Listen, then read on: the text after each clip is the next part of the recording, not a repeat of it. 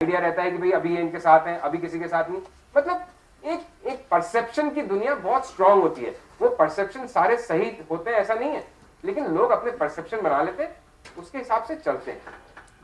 और जहां तक आपने पेज 3 और ये सब की बात करी, वो ज्यादा गंभीर मुद्दा है।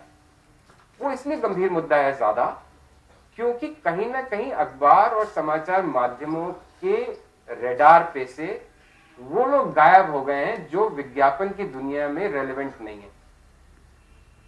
अखबार और समाचार माध्यम किसके इर्द गिर्द चल रहे हैं कि जो या तो विज्ञापन दे, और दूसरा जो विज्ञापन देता है उसके उत्पाद को खरीदने वाले लोग। तो जो एडवर्टाइजर है और जो कंज्यूमर है, पूरा समाचार माध्यम कहीं उसके इर्द गिर्द केंद्रित हो गया है। जो पॉपुलर समाचार माध्यम है वो जरूर एक सोच का विषय है और बहुत गहराई से सोचने का विषय है कि क्या हम 30-40% भारत को, जो बड़े समाचार समूह हैं, वो अपने से अलग कर चुके हैं क्या, क्योंकि उन्हें ऐसा लगता है ये उनकी बॉटम लाइन में इनका कोई रोल नहीं है। ये एक सीरियस मुद्दा है। और इसमें मैं सिर्फ 50 दिन पुराना हूं सहारा मीडिया में, लेकिन फिर भी बहुत ईमानदारी से कहने की कोशिश करूंगा कि इस तरह के जो अखबार हैं, जैसे हमारा अखबार और कई हिंदी के अखबार, फिर भी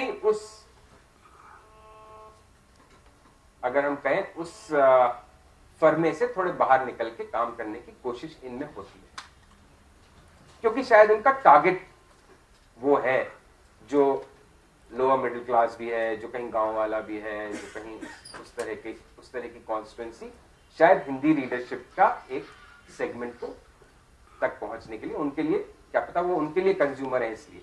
लेकिन वो कंपैरेटिवली आपको इन सब इंडिया शाइनिंग वालों के मुकाबले एक अलग किस्म की ईमानदारी है उनकी। सॉरी,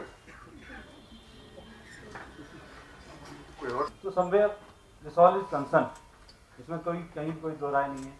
और मीडिया का जो जहाँ तक है प्रोजेक्शन में बदलाव आया है, परसेप्शन में, लोगों में परसेप्शन में बदलाव आया है, वो आगे लाने के लिए किस पोटेंसी की अब जरूरत है। Again it's not be revive और रिव्यूड, तो इसमें कहाँ तक, किस हद तक चीज़ों को वापस एक नए नज़रिए से पेश करने की जरूरत है।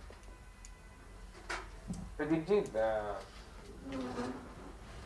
मुझे लगता नहीं कि ये जो बात कितने लोगों को इंटरेस्ट करेगी, इसलिए मैं बहुत संक्षेप में जवाब देता हूँ। दो बातें हैं। देखिए, एक तो अखबार या कोई भी समाचार माध्यम में अगर ये सवाल नहीं हो कि भाई कमाई कैसी है, तो वो समाचार माध्यम लंबे नहीं चल सकते, क्योंकि कमाई तो होनी चाहिए। सिर्फ एक सोच ये हो सकता है कि ये असीमित कमाई का साधन नहीं बनना चाहिए, और ज्यादातर केसेस में नहीं बनता, क्योंकि ज्यादातर केसेस में तो ये असीमित घाटे का साधन है। ज्यादातर केसेस में असीमित कमाई का साधन नहीं है। लेकिन हाँ, इससे जुड़े हुए लोगों की सोच ये जरूर होनी चाहिए कि हम एक अच्छा काम करें और इतना कमाएं कि हमारा भी और हमारे से जुड़े हुए जितने लोग हों उनका अच्छी तरह काम चल सके। लेकिन आप इस धंधे के जरिए टाटा बिरला बनने की अगर सोचेंगे तो कहीं ना कहीं फिर उसमें विसंगतियां उत्पन्न होंगी। हालांकि बेनेट कोलमैन एंड कंपनी में, मीडिया की जो सबसे बड़ी कंपनी है, 2-3 साल पहले का तो मुझे मालूम है, उनका 1500 करोड़ का तो कैश रिजर्व था। कोई ऐसा खराब काम उन्होंने क्या किया है जो हम उनकी बहुत बुराई करें? ठीक है, उन्होंने बहुत एक अदर इंडिया की बात नहीं करी, एक कमर्शियल बहुत रहे, लेकिन कम से कम उन्होंने कोई अपने को ऐसा कॉम्प्रोमाइज भी नहीं किया। ठीक है, लोग कहते हैं पत्रकारों को उसमें कम इज्जत देनी उन्होंने सबसे पहले शुरू करी, लेकिन कोई ऐसी बेइज्जती भी नहीं करी। संपादकीय उनके अच्छे ही छपते हैं, जो खबरें होती हैं ऐसी कोई बुरी भी नहीं होती हैं, बैलेंस्ड होती हैं कंपैरेटिवली। तो कमाई, अच्छी कमाई और अच्छी पत्रकारिता एकदम कॉन्ट्रडिक्टरी है एक दूसरे से, ऐसी बात नहीं है। लेकिन मुश्किल बहुत है इस लाइन में। वही जो विनर टेक्स इट ऑल, जो टॉप के लोग हैं वो सब कमा लेते हैं।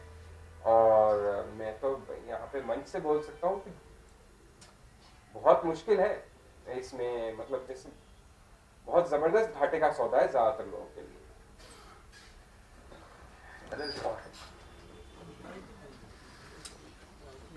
सर आप तो बोलिए ना, आपकी आवाज तो आई। मैं एक छोटी सी चीज से आपसे जानना चाह रहा हूँ जो आप भी उस दौर से गुजर चुके हैं। बात चल गई, विज्ञापनों की भी चल गई, अखबार के माध्यम भी चल गई। आज पत्रकारिता या युवा पत्रकार जिस दौर से गुजर रहे हैं और जो जिस असलियत से अपन रूबरू हैं लेकिन बोल नहीं पा रहे हैं, कि आज जो पैकेज या कॉन्टैक्ट या बहुत ही कम पैसे वाली जो बात आ रही है, उसमें क्या अपन उम्मीद रखते हैं कि पत्रकार जो है वो ईमानदार से पत्रकार कर पाएगा? देखिए इसमें आज छठा वेतन आएगा, तो उसमें LDC या चपरासी को 12,000 मिलते हैं। तो हमारे नए जो चेहरे आ रहे हैं तो उनको मतलब मजबूरी से 5,000 6,000 रुपये में गाना पड़ रहा। उम्मीद इनसे लोगों से कर सकते हैं कि अपने ईमानदारी से पत्रकार, बात तो खूब कर रहे हैं अपन बैठ के आपकी ईमानदारी से पत्रकारिता होनी चाहिए, लेकिन बात इतना ये कि इस तरफ क्या करना चाहिए? सही बात है, और इसका उत्तर थोड़ा कड़वा है। इसका उत्तर कड़वा इसलिए कि क्योंकि हमारे मौजूदा सिस्टम में जहां अभिव्यक्ति की स्वतंत्रता हमारा संवैधानिक अधिकार है, तो हम ये कैसे कह सकते हैं कि भाई इतने ही चैनल हो या इतने ही अखबार हो, किसी को ये अधिकार होना चाहिए कि वो अपना पर्चा निकाले। लेकिन ये इसमें एक कॉन्ट्रडिक्शन है कि जितने पर्चे और जितने चैनल निकलेंगे उतनी ही अस्वस्थ पत्रकारिता जन्म लेगी। इस कड़वे सच से भी हम सब परिचित हैं। तो ये तो एक देखिए, इसमें कोई मंच से बैठ के और दर्शकों के बीच से बात नहीं है। जो वस्तु स्थिति है उससे हम सब परिचित हैं और मुश्किल है, आसान उत्तर नहीं है ऐसे। और मैं मंच से बैठ के कह सकता हूं कि कोई मैं ऐसी बात कहूं तो वो भी अपने आप में एक अतिशयोक्ति होगी कि मैं तो बिल्कुल ही कोई ईमानदारी का पुतला हूं, है ना। कोई कि वो खुद ही वो पत्थर मारे जिसका घर शीशे का नहीं हो, तो शीशे का नहीं भी होगा तो कहीं ना कहीं मेरे से लाइफ में बहुत गलतियां हुई होंगी, एक दो। लेकिन एक बेईमानी और ईमानदारी का फर्क तो होता ही है। अगर हम उस फर्क को मेंटेन करके चल सके, मैं जितनी ईमानदारी से ये बात कह रहा हूं कि ऐसा नहीं है कि मैं कोई बहुत बड़ा उदाहरण हूं सब कुछ सही होने का, उतनी ईमानदारी से मैं ये बात कह सकता हूं कि अगर कि मैं अपने आप को ईमानदार समझता हूं या उस गलतफहमी रख सकता हूं, तो ये मतलब ये हम जितना छोटे छोटे भागों में बांटते जाएंगे पत्रकारिता को, उसके लिए क्योंकि सर्वाइवल ही इतना कठिन है, वो सिस्टम इतना जटिल बन चुका है कि एक ईमानदारी अच्छी तरह से निभाते हुए उस राह पे चलना बहुत जटिल है। और कोई आसान न तो रास्ता है, ना मेरे पास कोई ऐसा उत्तर है जो जिससे मैं खुद कन्विंस हो जाऊं। आपको क्या कन्विंस करूंगा?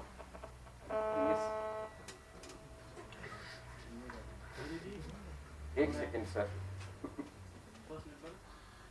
मैं ये पूछना चाहता हूँ कि अभी भी पत्रकारिता का पेशा असुरक्षित क्यों माना जाता है? इतने साल हो गए हैं लेकिन अभी भी नहीं है या कुछ लोग हैं। असुरक्षित किस तरह से? आर्थिक या शारीरिक है जी? Job security. देखिए, मुक्त अर्थव्यवस्था के दिनों में कोई भी ऐसा पेशा नहीं है जो कि पूरी तरह से सेफ हो। हेलो, ऐसी आवाज क्यों आई भाई? आप किसी भी पेशे में हो, आप सिक्योर नहीं है। आप आईटी के क्षेत्र में हो, आप प्राइवेट हॉस्पिटल्स में हो, आप प्राइवेट दुकान में काम कर रहे हो, आप कुछ भी कर रहे हो, जॉब सिक्योरिटी कैसे हो सकती है? और पेशे से जुड़े हुए अगर आप बहुत ऐसे काम कर रहे हैं जिसमें अच्छे मजबूत लोगों पे प्रहार हो रहा है, उनके हितों पे कहीं, तो उससे जुड़ी हुई जो असुरक्षा है वो भी आती है।